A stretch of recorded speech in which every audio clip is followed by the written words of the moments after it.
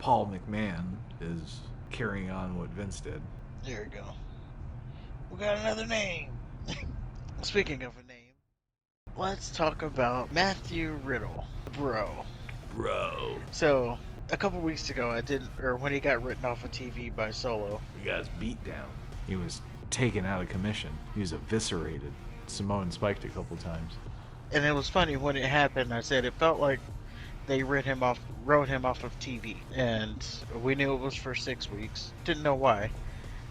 Turns out he got busted for failing the wellness policy. They didn't state what it was, but it was something, and he has to go to rehab. It is also worth noting that they do not test for marijuana, which is, I guess, good since his whole character is revolves around being a pothead. But whatever he got busted for, it wasn't marijuana, and he is off to rehab for 6 weeks. Well, does it matter if it's marijuana or not? If his character is a drug addict, isn't it still kind of Well, weird that they would suspend him for drugs?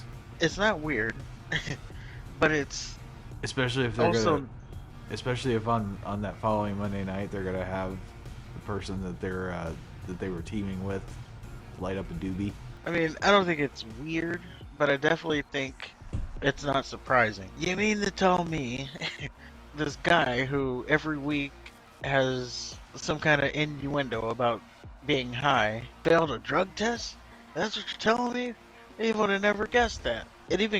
Apparently it even goes back though further. You know, they were supposed to do the match with Seth Rollins at Clash of the Castle, and then that got pushed back, and then they did it at Elimination Chamber. Yeah. Apparently that's when this whole thing started. He got busted back then too.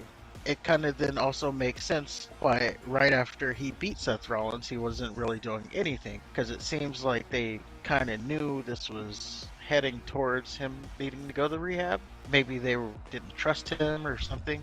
It might just be a policy.